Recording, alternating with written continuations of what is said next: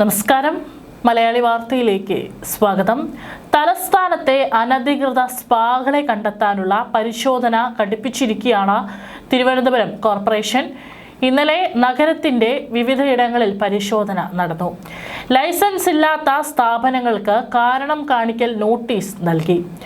ഞായറാഴ്ച mayor V രാജേഷിനെ നേരിട്ട് ഫോണിൽ വിളിച്ച് ഒരു യുവതി പറഞ്ഞ പരാതിയുടെ അടിസ്ഥാനത്തിലാണ് സെക്രട്ടേറിയറ്റിന് എതിർവശത്തെ സ്പർശൻ സ്പാ അടപ്പിച്ചിരുന്നു. തുടർന്നാണ് കഴിഞ്ഞ ദിവസങ്ങളിലെല്ലാം തന്നെ പരിശോധന വ്യാപകമാക്കിയത്. അതേസമയം സ്ഥാപനത്തിന്റെ നടത്തിപ്പ് സംബന്ധിച്ച് ആധികാരികമായി പരിശോധന നടത്താൻ കോർപ്പറേഷന് പരിമിതികളുണ്ട്. തലസ്ഥാനത്തെ 137 സ്പാ മസാജ് കേന്ദ്രങ്ങളിൽ 17 എണ്ണം ലൈസൻസ് ഇല്ലാതെയാണ് പ്രവർത്തിക്കുന്നതെന്നും കോർപ്പറേഷൻ കണ്ടെത്തി.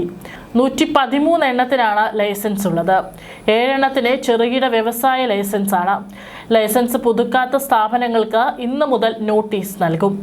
മാനദണ്ഡങ്ങൾ പാലിച്ചില്ലെന്ന് കണ്ടെത്തിയാൽ അടപ്പിക്കും. ഇന്നലെ കഴക്കൂട്ടം കേന്ദ്രീകരിച്ചും സ്പാ വെൽനസ് കേന്ദ്രങ്ങളിൽ പരിശോധന നടത്തിയിരുന്നു. വരും ദിവസങ്ങളിലും പരിശോധന തുടരും. എന്നാൽ തലസ്ഥാനത്ത് 200 സ്പാകൾ ഉണ്ടെന്നാണ് പോലീസിന്റെ രഹസ്യ വിഭാഗത്തിന്റെ റിപ്പോർട്ട്.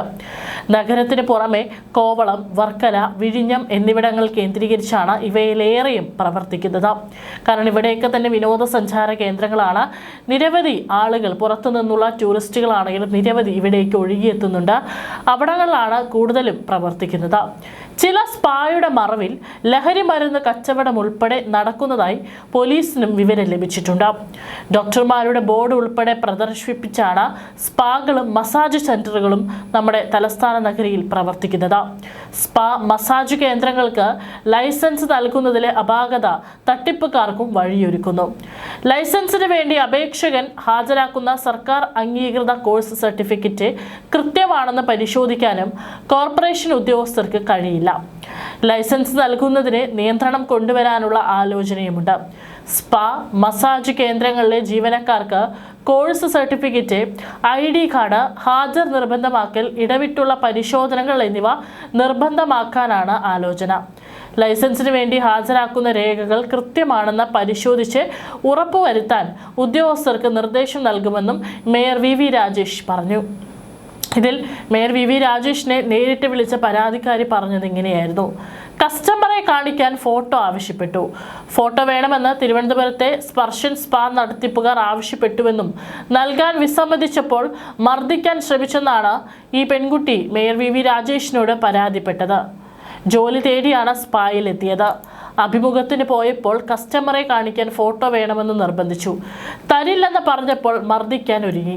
ഫോട്ടോ കൊടുത്താൽ മാത്രമേ ജോലി നൽകൂവെന്ന് സ്പാ അധികൃതർ പറഞ്ഞതായി പരാതിക്കാരി പ്രതികരിച്ചു.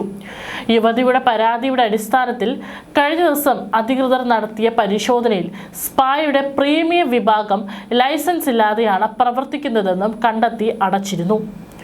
കെട്ടിടത്തിന്റെ ലൈസൻസ് സംബന്ധിച്ചും സ്മാർട്ട് വഴി സ്പായ്ക്ക് അപേക്ഷ നൽകിയത് നടപടിക്രമങ്ങൾ പാലിച്ചാണോ എന്ന് മാത്രമേ കോർപ്പറേഷന് പരിശോധിക്കാനാകൂ.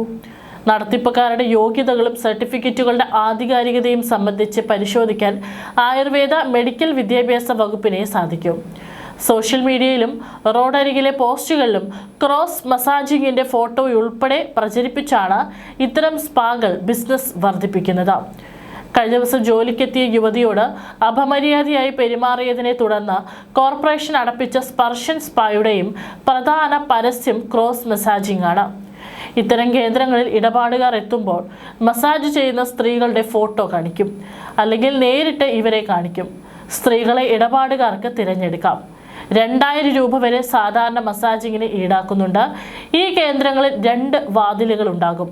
എത്തുന്നവർക്ക് പിൻവശത്തേക്കുള്ള വഴിയും കാണിച്ചു കൊടുക്കും. അപ്രതീക്ഷിതമായി പോലീസ് റെയ്ഡ് ഉണ്ടായാൽ ഓടി രക്ഷപ്പെടാനുള്ള മാർഗമാണിത്. ഇത് സംബന്ധിച്ചാണ് എത്തുന്നവർ പണം കൊടുത്ത് മസാജിന് തയ്യാറാകുന്നത്. അതായത് വലിയ രീതിയിലുള്ള ചൂഷണവും ഇതിൻ്റെ പേരിൽ പലയിടത്തും നടക്കുന്നുണ്ട് എന്നുള്ളതാണ് ഞെട്ടിക്കുന്ന കാര്യം. ഏതായാലും കോർപ്പറേഷൻ ഇപ്പോൾ എടുത്തിട്ടുള്ള നടപടി വളരെ കൃത്യമാണ്. പക്ഷേ കോർപ്പറേഷനും ഇടപെടുന്നതിന് പരിമിതിയുണ്ട്. എന്നിരുന്നാലും ഇത്തരത്തിലുള്ള കേന്ദ്രങ്ങൾ, ലൈസൻസ് ഇല്ലാതെ പ്രവർത്തിക്കുന്ന കേന്ദ്രങ്ങൾ നമ്മുടെ നാട്ടിലുണ്ടെങ്കിൽ അത് അടപ്പിക്കേണ്ടത് അത്യാവശ്യമാണ്. കാരണം പലയിടത്തും ഇപ്പോൾ ഈ പെൺകുട്ടി പരാതിയുമായി വരാൻ തയ്യാറായി.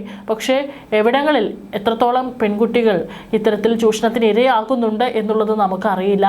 കഴിഞ്ഞ ആഴ്ചയാണ് ഇത്തരത്തിൽ തിരുവല്ലത്ത് ഒരു സ്പായിലേക്ക് അതിക്രമിച്ചു കയറി ഒരു ഗുണ്ടാ സംഘം അവിടെ ഉണ്ടായിരുന്ന ജീവനക്കാരിയെ കത്തി കാണിച്ച് ഭീഷണിപ്പെടുത്തി അതിക്രൂരമായി പീഡിപ്പിക്കുകയും അതിൻ്റെ ദൃശ്യങ്ങൾ പകർത്തുകയും അവിടെ വന്നിട്ടുള്ള മറ്റൊരു യുവാവുമായിട്ട് നഗ്ന ദൃശ്യങ്ങൾ പകർത്തുകയൊക്കെ ചെയ്ത വളരെ നടുക്കുന്ന വാർത്ത നമ്മൾ കണ്ടതും. അതും ഈ പറയുന്ന ഗുണ്ട പ്രതികളൊക്കെ തന്നെ കാപ്പയടക്കം ചുമത്തിയിട്ടുള്ള പ്രതികളാണ്.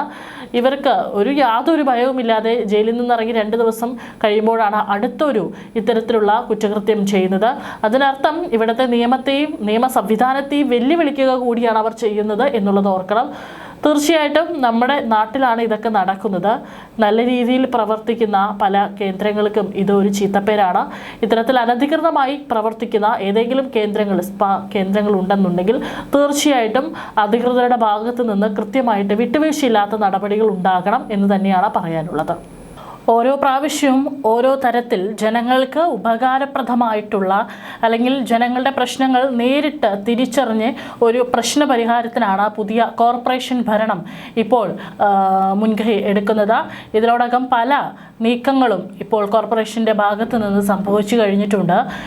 ജനങ്ങൾക്ക് ഉപകാരപ്രദമായിട്ടുള്ള ഇലക്ട്രിക് ബസ്സുകൾ വീണ്ടും പല ഇടറോഡുകളിലൂടെയും വീണ്ടും അത് സർവീസിനായി എത്തുന്നു എന്ന് കഴിഞ്ഞ ദിവസമാണ് മേയറായിട്ടുള്ള വി രാജേഷ് അറിയിച്ചിരുന്നു. ഇതും ഒരുപാട് ആളുകൾക്ക് വളരെ സഹായകരമാകും. കാരണം പല മേഖലകളിലും ഇടറോഡുകളിലൊന്നും തന്നെ സർവീസ് ഇല്ല എന്നുള്ളതാണ്. KSRTCയുമായി നീണ്ടുനിന്ന ചർച്ചകൾക്കൊടുവിലാണ് അതിനൊരു പരിഹാരം കണ്ടെത്തിയത്. മാത്രമല്ല ആദ്യം ഇവിടെ ശല്യമായിരുന്ന തെരുവ് നായ്ക്കളെയൊക്കെ തന്നെ പിടിച്ചുകൊണ്ടുപോയി അവയെ സുരക്ഷിതമായിട്ട് നല്ല ഭക്ഷണവും വാക്സിനൊക്കെ കൊടുത്ത് ഷെൽട്ടറുകളിൽ താമസിപ്പിക്കുന്ന പദ്ധതിക്കും കോർപ്പറേഷൻ മുൻകൈയെടുത്തിരുന്നു. അതും വളരെ വിജയകരമായി തന്നെ കോർപ്പറേഷൻ നടപ്പിലാക്കി. അങ്ങനെ ഇരിക്കുമ്പോഴാണ് ഇപ്പോൾ മറ്റൊരു ഏറ്റവും ഒടുവിലായിട്ട് ഈ ഒരു അനധികൃതമായിട്ട് പ്രവർത്തിക്കുന്ന സ്പാ കേന്ദ്രങ്ങൾക്കെതിരെ ഇപ്പോൾ ഒരു നീക്കം കോർപ്പറേഷൻ്റെ ഭാഗത്ത് നിന്ന് സംഭവിക്കുന്നത്. ഏതായാലും കൃത്യമായിട്ട് ഇത്തരത്തിൽ പലരെയും വഴിതെറ്റിക്കുന്ന ഇതിൻ്റെയൊക്കെ മറവിൽ ലഹരി വിൽപ്പനയും മറ്റും നടക്കുന്നുണ്ട് എന്നുള്ള റിപ്പോർട്ടുകളും പുറത്തു വരുന്നുണ്ട്. അങ്ങനെയുള്ള ലഹരി കേന്ദ്രങ്ങളും അല്ലെങ്കിൽ സ്പാ കേന്ദ്രങ്ങളൊക്കെ തന്നെ പൂട്ടിക്കേണ്ടത് വളരെ അനിവാര്യമാണ്. സാധാരണക്കാരായിട്ടുള്ള ഒരുപാട് യുവാക്കൾ ഇത്തരത്തിലുള്ള കെണിയിൽ ചെന്ന് വീഴാതിരിക്കുന്നതിനുള്ള ഏറ്റവും നല്ല മാർഗമാണ് ഇപ്പോൾ കോർപ്പറേഷൻ സ്വീകരിച്ചിരിക്കുന്നത്.